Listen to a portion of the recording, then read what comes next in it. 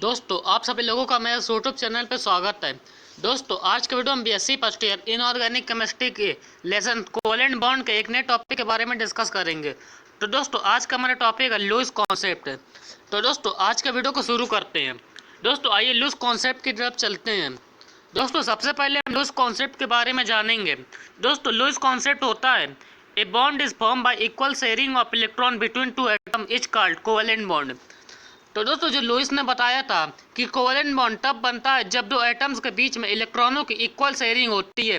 जैसे अगर पहला एटम एक इलेक्ट्रॉन शेयर कर रहा है तो दूसरा एटम भी एक इलेक्ट्रॉन ही शेयर करेगा। अगर पहला एटम दो इलेक्ट्रॉन शेयर कर रहा है तो दूसरा एटम भी दो इलेक्ट्रॉन ही शेयर करेगा। तो दोस्तों इस तरह से जब दो एटम के बीच में इलेक्ट्रॉनों की इक्वल शेयरिंग होती है तो जो बॉन्ड बनता है उसको कोवेलेंट बॉन्ड कहा जाता है। दोस्तों जब दो एटम के बीच में एक एक इलेक्ट्रॉनों की शेयरिंग होती है तो जो बॉन्ड बनता है उसको सिंगल बॉन्ड कहते हैं। दोस्तों सिंगल बॉन्ड का एग्जांपल होता है H2 और Cl2। दोस्तों जब दो एटम के बीच में दो दो इलेक्ट्रॉनों की शेयरिंग होती है तो जो बॉन्ड बनता है उसको डबल बॉन्ड कहा जाता है और डबल बॉन्ड का एग्जाम्पल होता है O2। दोस्तों जब दो एटम के बीच में तीन तीन इलेक्ट्रॉनों की शेयरिंग होती है तो जो बॉन्ड बनता है उसको ट्रिपल बॉन्ड कहते हैं और ट्रिपल बॉन्ड का एग्जाम्पल होता है N2। तो दोस्तों ये तो सिंगल बॉन्ड, डबल बॉन्ड और ट्रिपल बॉन्ड के बारे में हो गया। दोस्तों आगे की तरफ चलते हैं। दोस्तों कोवेलेंट बॉन्ड के फॉर्मेशन में जो एटम पार्टिसिपेट करते हैं तो वो एटम ऑक्टेट रूल को फॉलो करते हैं। तो दोस्तों वहीं यहाँ पर लिखा हुआ है in Lewis concept octet rule is followed by the atoms which share electron in covalent bond formation. तो दोस्तों आइए लुईस कॉन्सेप्ट पर बेस कुछ एग्जाम्पल के बारे में देखते हैं। दोस्तों आइए एग्जाम्पल की तरफ चलते हैं। दोस्तों पहला एग्जाम्पल है H2 मॉलिक्यूल का। तो दोस्तों हाइड्रोजन के वैलेंस शेल में एक इलेक्ट्रॉन होता है। तो दोस्तों यहाँ पर आप पहले हाइड्रोजन एटम को देख सकते हैं, इसके साथ इसका एक इलेक्ट्रॉन भी है। दोस्तों ये दूसरा हाइड्रोजन एटम है, इसके साथ इसका एक इलेक्ट्रॉन है। दोस्तों इन दोनों ही हाइड्रोजन एटम को अपना ऑक्टेट कंप्लीट करने के लिए एक एक इलेक्ट्रॉनों की जरूरत है। तो दोस्तों इसलिए ये दोनों हाइड्रोजन एटम एक एक इलेक्ट्रॉनों की शेयरिंग कर लेते हैं। तो दोस्तों यहाँ पर आप उस शेयरिंग को देख सकते हैं। दोस्तों यहाँ पर चूंकि एक एक इलेक्ट्रॉनों की शेयरिंग हो रही है इसलिए दोनों हाइड्रोजन एटम के बीच में एक सिंगल बॉन्ड का फॉर्मेशन हो जाता है।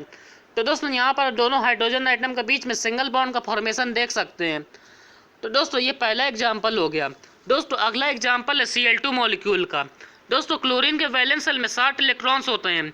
दोस्तों यहाँ पर आप पहला क्लोरीन एटम देख सकते हैं, इसके वैलेंस शेल में 60 इलेक्ट्रॉन्स है और ये दूसरा क्लोरीन एटम है, इसके वैलेंस शेल में भी 60 इलेक्ट्रॉन्स है। दोस्तों इन दोनों ही क्लोरीन एटम को अपना ऑक्टेट कंप्लीट करने के लिए एक एक इलेक्ट्रॉनों की जरूरत है, इसलिए ये दोनों क्लोरीन एटम एक एक इलेक्ट्रॉनों की शेयरिंग कर लेते हैं। तो दोस्तों यहाँ पर आप दोनों क्लोरीन एटम के बीच में एक एक इलेक्ट्रॉनों की शेयरिंग देख सकते हैं। तो दोस्तों ये दोनों क्लोरीन एटम एक एक इलेक्ट्रॉनों की शेयरिंग कर रहे हैं, इसलिए इन दोनों क्लोरीन एटम के बीच में एक सिंगल बॉन्ड का फॉर्मेशन हो रहा है। तो दोस्तों उस फॉर्मेशन को आप यहाँ पर देख सकते हैं कि दोनों क्लोरीन एटम के बीच में एक सिंगल बॉन्ड का फॉर्मेशन हो गया है। तो दोस्तों ये क्लोरीन मॉलिक्यूल का एग्जाम्पल हो गया। दोस्तों अगले एग्जाम्पल की तरफ चलते हैं।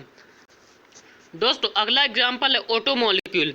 दोस्तों ऑक्सीजन के वैलेंस शेल में 6 इलेक्ट्रॉन्स होते हैं। तो दोस्तों आप यहाँ पर पहले ऑक्सीजन एटम को देख सकते हैं, इसके वैलेंस शेल में 6 इलेक्ट्रॉन्स है।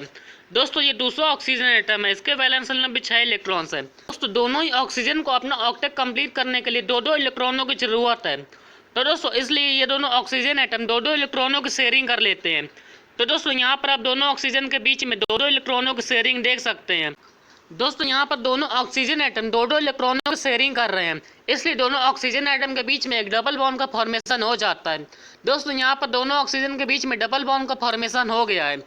दोस्तों अगला एग्जाम्पल है नाइट्रोजन मॉलिक्यूल का। दोस्तों नाइट्रोजन के वैलेंस शेल में 5 इलेक्ट्रॉन्स होते हैं। तो दोस्तों आप यहाँ पर पहले नाइट्रोजन एटम देख सकते हैं, इसके वैलेंस शेल में 5 इलेक्ट्रॉन्स हैं और ये दूसरा नाइट्रोजन एटम है, इसके वैलेंस शेल में भी 5 इलेक्ट्रॉन्स हैं। दोस्तों इन दोनों नाइट्रोजन एटम को अपना ऑक्टेट कंप्लीट करने के लिए तीन तीन इलेक्ट्रॉनों की जरूरत है, इसलिए ये दोनों नाइट्रोजन एटम आपस में तीन तीन इलेक्ट्रॉनों की शेयरिंग कर लेते हैं। तो दोस्तों यहाँ पर आप दोनों नाइट्रोजन एटम के बीच में तीन तीन इलेक्ट्रॉनों की शेयरिंग को देख सकते हैं। दोस्तों यहाँ पर दोनों नाइट्रोजन एटम तीन तीन इलेक्ट्रॉनों की शेयरिंग कर रहे हैं, इसलिए इन दोनों नाइट्रोजन एटम के बीच में ट्रिपल बॉन्ड का फॉर्मेशन हो जाता है। दोस्तों अगले एग्जाम्पल की तरफ चलते हैं। दोस्तों अगला एग्जाम्पल है HCl मॉलिक्यूल का। दोस्तों हाइड्रोजन के वैलेंस शेल में एक इलेक्ट्रॉन होता है, तो उसको आप यहाँ पर देख सकते हैं और क्लोरीन के वैलेंस शेल में 60 इलेक्ट्रॉन्स होते हैं, तो उसको आप यहाँ पर देख सकते हैं। दोस्तों हाइड्रोजन को अपना वैलेंस शेल कंप्लीट करने के लिए एक इलेक्ट्रॉन की जरूरत है और क्लोरीन को अपना ऑक्टेट कंप्लीट करने के लिए एक इलेक्ट्रॉन की जरूरत है। दोस्तों हाइड्रोजन और क्लोरीन दोनों को अपना ऑक्टेट कंप्लीट करने के लिए एक एक इलेक्ट्रॉनों की ज़रूरत है, इसलिए हाइड्रोजन और क्लोरीन एक एक इलेक्ट्रॉनों की शेयरिंग कर लेते हैं। तो दोस्तों आप यहाँ पर शेयरिंग को देख सकते हैं। तो दोस्तों यहाँ पर चूंकि हाइड्रोजन और क्लोरीन एक एक इलेक्ट्रॉनों की शेयरिंग कर रहे हैं, इसलिए हाइड्रोजन और क्लोरीन के बीच में एक सिंगल बॉन्ड का फॉर्मेशन हो जाता है। तो दोस्तों ये HCl का एग्जाम्पल हो गया।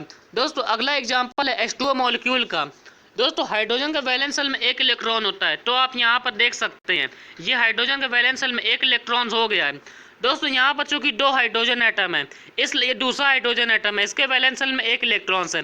दोस्तों ऑक्सीजन के वैलेंस शेल में 6 इलेक्ट्रॉन्स होते हैं, तो उसको आप यहाँ पर देख सकते हैं। दोस्तों यहाँ पर हाइड्रोजन एटम को अपना वैलेंस शेल कंप्लीट करने के लिए एक इलेक्ट्रॉन की और ऑक्सीजन को अपना ऑक्टेट कंप्लीट करने के लिए 2 इलेक्ट्रॉन की ज़रूरत है। तो दोस्तों इसलिए ऑक्सीजन दोनों हाइड्रोजन के साथ एक एक इलेक्ट्रॉनों की शेयरिंग कर लेता है। यहाँ पर ऑक्सीजन पहले हाइड्रोजन के साथ एक इलेक्ट्रॉनों की शेयरिंग कर रहा है और यहाँ पर ऑक्सीजन दूसरे हाइड्रोजन के साथ एक इलेक्ट्रॉन की शेयरिंग कर रहा है। तो इस तरह से ऑक्सीजन दोनों हाइड्रोजन के साथ एक एक सिंगल बॉन्ड बना लेता है। तो दोस्तों यहाँ पर आप ऑक्सीजन और दोनों हाइड्रोजन के बीच में एक एक सिंगल बॉन्ड को देख सकते हैं। तो दोस्तों ये तो एग्जाम्पल्स के बारे में हो गया। दोस्तों आगे की तरफ चलते हैं।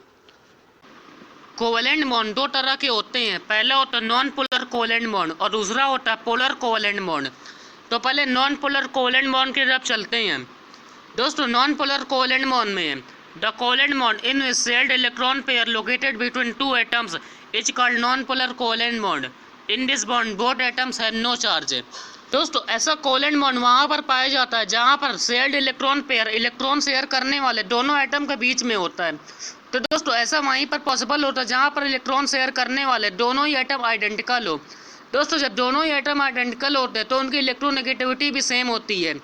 तो दोस्तों इसीलिए शेयर्ड इलेक्ट्रॉन पेयर दोनों एटम के बीच में रहता है। दोस्तों इस तरह के बॉन्ड में दोनों ही एटम पर कोई भी चार्ज नहीं रहता है, ना पॉजिटिव ना negative.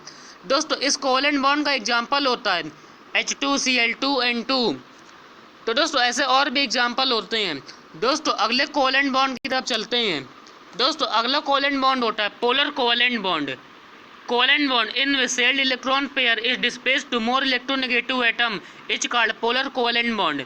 In this bond more electronegative atom has partially negative charge and other atom has partially positive charge. ये कोवेलेंट बॉन्ड वहाँ पर पाया जाता है जहाँ पर शेयर्ड इलेक्ट्रॉन पेयर ज़्यादा इलेक्ट्रोनेगेटिव एटम की तरफ चला जाता है।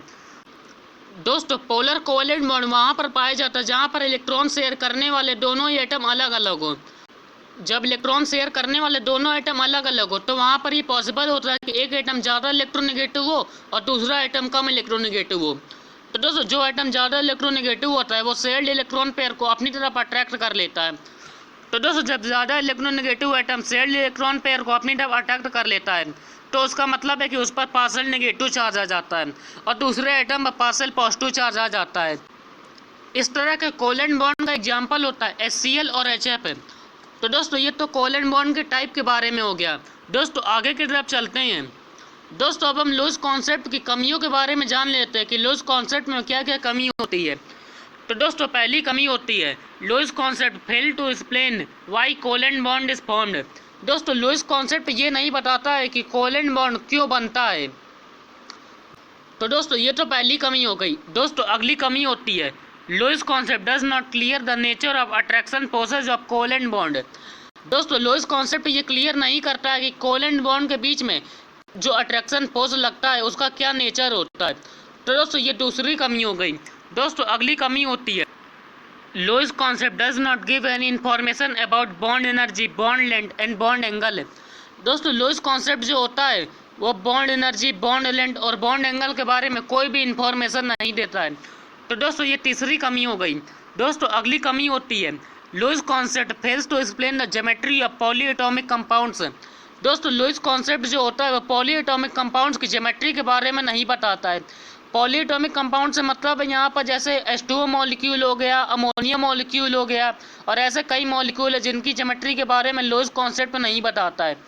दोस्तों ये चौथी कमी हो गई। दोस्तों अगली कमी होती है Lewis concept fails to explain why octet rule is not followed by many compounds. दोस्तों लूज थ्योरी ये नहीं बताती है कि बहुत से कंपाउंड्स पर ऑक्टेट रूल फॉलो क्यों नहीं होता है। दोस्तों बहुत से कंपाउंड जैसे हो गए PCl5 हो गया, SF6 हो गया, IF7 हो गया, तो इन कंपाउंड में ऑक्टेट रूल फॉलो क्यों नहीं होता है? लुईस थ्योरी इस बारे में कुछ नहीं बताती है। तो दोस्तों ये तो लुईस कॉन्सेप्ट की कमियों के बारे में हो गया। दोस्तों इस तरह से हमारा आज का वीडियो कंप्लीट होता है। दोस्तों उम्मीद करता हूँ आप लोग को मेरा वीडियो अच्छा लगा होगा। दोस्तों फिर मिलेंगे एक और नए वीडियो के साथ।